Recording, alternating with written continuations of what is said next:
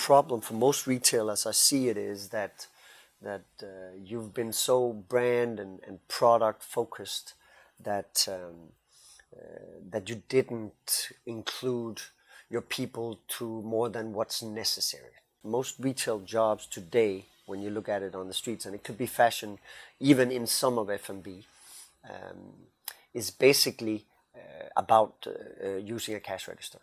So as an employee, you show up, you open the store, you sell whatever is in there if people want it, and then you close the store. And there's not much more, there are not many more dimensions to that job. As it happens, within F&B, there is, per se and per definition, a lot of work, a lot of transition of products. You go into any restaurant at night, you know, the steak, at least typically, has not been cooked or whatever is done to it before you ask for it. So you need to ask a chef to be able to make his food. And this does make it more interesting. And as you've seen, for instance, in restaurants over the last 5-10 years, it's becoming more and more popular to open up kitchens and include the chefs into the environment the guests are also part of. And this is obviously because people think it's a good idea for the guests to be able to have that experience. But more importantly, it's of course an entirely more challenging and inspiring experience for the chefs.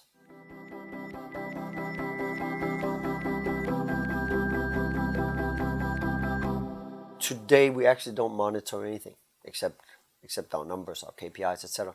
And eventually they are a result of what's going on, obviously. But we've actually been primarily focused on just delivering whatever we can into this people side of the business. And it's a little bit, it's not even to be arrogant, it's just, the fact is that if it's not working, then we can't do anything about it. We would never ever pre-make sandwiches or put juice in a bottle or something else out of the assumption that perhaps we could sell more. We honestly don't think we would, but we also don't care. We would rather sell less, but inspire and deliver a fantastic ambience and a creative and challenging workplace. And we hope that when we do it well, that our customers and guests also, to a certain extent, experience the same and stay with us for many years.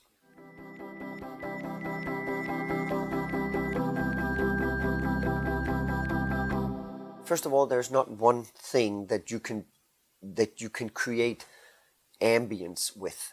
It's hanging in the curtains, really. When you can try and be a little aware of it, but when you go into a restaurant, you very, very, very fast feel and decide to yourself whether this is working. And it's not necessarily whether it's clean or dirty or busy or empty. It's just there. It's not even a very deliberate play to sit down and say, listen, we're going to do this, or we're going to use that color, or we're going to, turn down the light or turn up the music.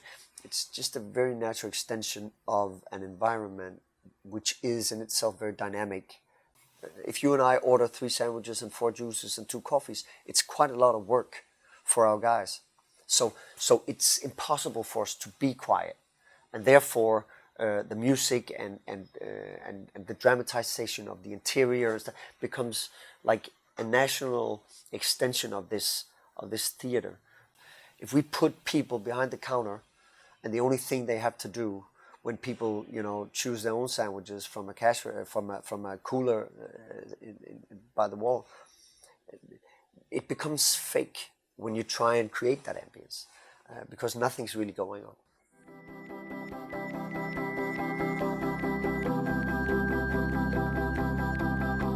To be honest, I think there are very few examples of retail that is performing radically different. You may have a very beautiful decor in your store, or a certain way of exposing your products, and you can be good or less good at that. But I think it's fair to say that today it's probably a little naive to think that your black suit is actually literally better or more beautiful than the one next door. And I think there's absolutely no doubt that the right person will to a much greater extent be able to sell the bad suit, then the wrong person will be able to sell the right suit. So the place to start must be your people.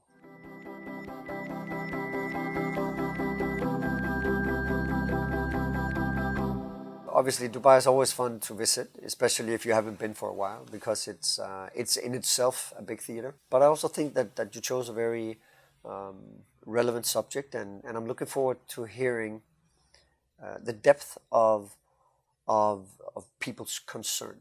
The typical fact is just that unless you are literally by the abyss looking down into it, it's difficult for most companies to really make a difference. Especially if it's going okay, because you feel you have a lot to sacrifice. But I'm looking forward to hearing whether there are some great aspirations and ideas and creativity behind the way people will meet the future.